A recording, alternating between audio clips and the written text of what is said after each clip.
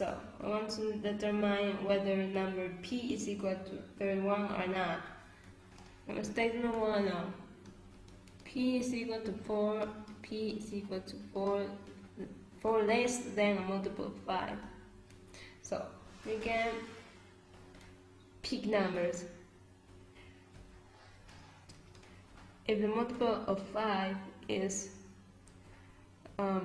15, then p might be 11. Another value for p.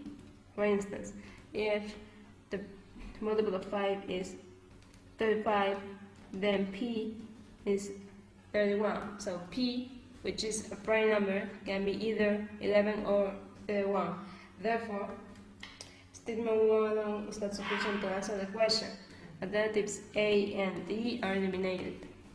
Now, from statement 2 alone, p is equal to 1 less than twice the value, 1 less than twice the value of the square of an integer.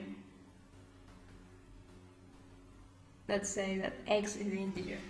So we can pick numbers to find the value of p. For instance, if p is 2, say that if x is 2, then p must be 7.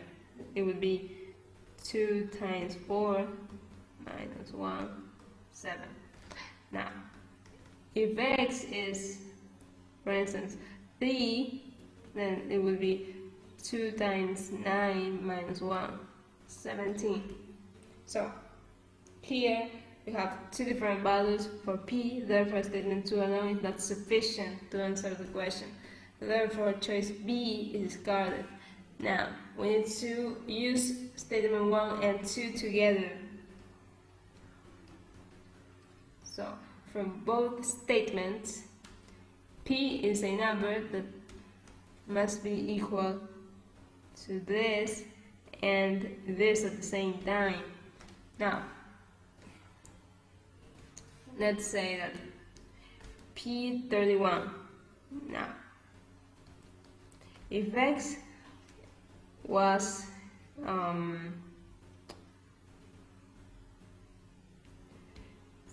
4, then 2 times 16 minus 1. The value of p would be 31.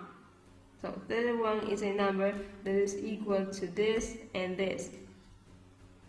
Now let's try with another number. For instance, if x was 6, then p would be 2 times 36 minus 1. That is 71. Now, 71 can be used in this expression if the multiple of 5 was 75, then the value of p would be 71 as well. So, now we have two different values for p using both statements. Therefore, it is impossible to determine whether p is equal to 31 or not. Therefore, both statements together are not sufficient to answer the question. Choice C is discarded, choice E is correct. Can the positive integer n be expressed as a product of two integers, each of which is greater than 1? The question's theme states that n is a positive integer and asks us to determine whether n is a prime number or not. Let's read the question again. Can the positive integer n be expressed as a product of two integers, each of which is greater than 1? For instance, let's assume n is 8. 8 can be expressed as 4 times 2. Both numbers are greater than 1. If n is a number like 8, our answer would be yes. Now, let's assume n is 7.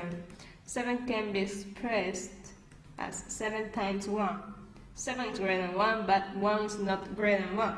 And there's no other way to express 7. So, if n is a number like 7, our answer to the question would be no. So, we need to know whether n is a prime number or not in order to answer the question. Now, let's go ahead with statement 1. N is a multiple of 5. Therefore, n can be 5, 10, 15, 12, etc., etc. Now, if n is 5, then 5 can be expressed as 5 times 1. 5 is greater than 1, but 1 is not greater than 1. So our answer to the question would be no. It cannot be expressed as a product of two integers, each of which is greater than 1. But what happens when n is 10? 10 can be expressed as 5 times 2. And then our answer would be yes. N can be expressed as the product of two integers where both are greater than 1. So, we have a yes and we have a no. Therefore, statement 1 is not sufficient.